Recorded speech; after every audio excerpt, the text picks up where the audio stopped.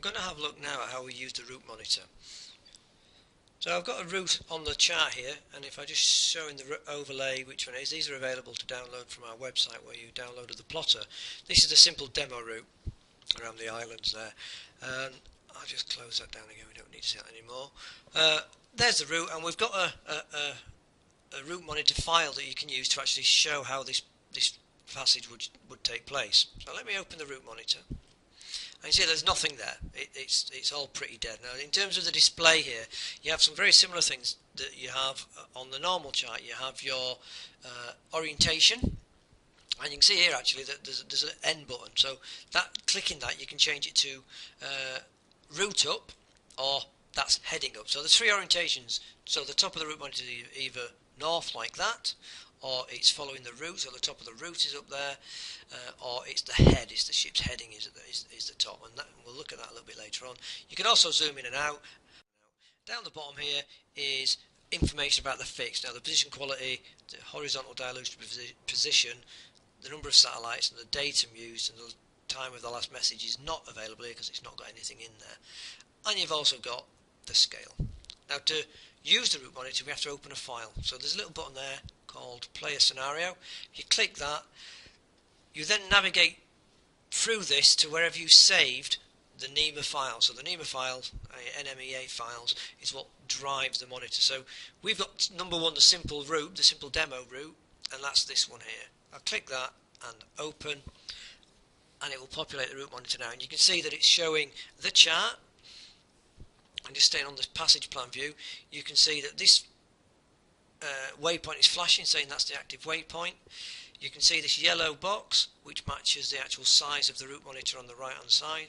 If I just go across my mouse into the route monitor, you'll see that there's always a circle and a bearing line, so you can quickly do fixes. If I zoom out, you'll see that yellow box getting bigger. If I zoom in, you'll see the yellow box getting smaller. I'll zoom out a little bit more, and I'm just going to change this now to route up and see what happens. You see that the route monitor now is showing that there's your next waypoint, just where my cursor is. Oops, a bit flashy. Where my cursor is, and it's telling me that it's 0.61 miles away, and at the moment I'm travelling at 11.6 knots over the ground. I can scroll in this and see exactly what I want to see also, and you can actually close the route monitor and monitor the passage on here, but you don't get all the information that you have on the route monitor. So let me open that again. What other information do I mean? Well, at the bottom there I've got my cross-track error is 31 metres, well, not the end of the world. I've also got on there the fixed quality now, 4.1 being the horizontal dilution of precision, and 4 satellites in use. WGS84 is the datum, and the time since the last message is 10:44. Now it's a bit slow because this boat's only travelling at about 10 knots according to this through the water. So I'm just going to speed this up, and just here you've got a scroller where you can move along the passage. But I'm just going to go, you can go to 10 times or you can go to 60. I've gone to 60, so it's a bit quicker. Now as I alter course now, you see that the route monitor's switched its view, so we'll route up again. Okay, I've just paused it there because it's now flashing orange, and what that tells us, if I just go down to the bottom here to the orange box, I'm just hovering over the orange box, it tells me that the horizontal dilution of position is 5.8. Now if it's over 5, the plotter flashes orange. Basically means the quality of the fix is decreased. I'll just carry on playing this. I'll see what happens. Okay, pause it again. Now it's flashing red. I'm going to go down to here.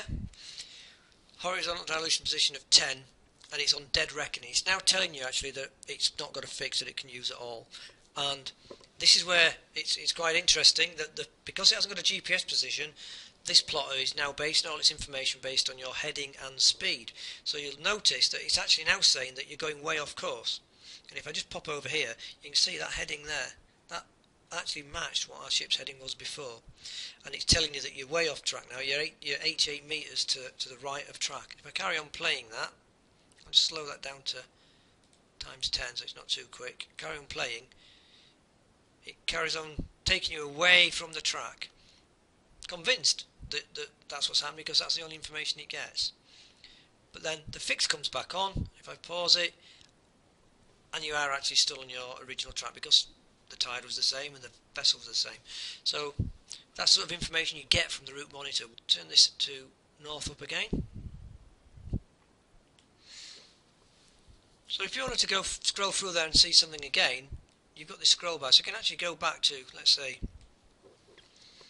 part way through the passage, and then press play. There we are. Ticking away at times 1, and there we are on there. I'm going to put this back up to route up.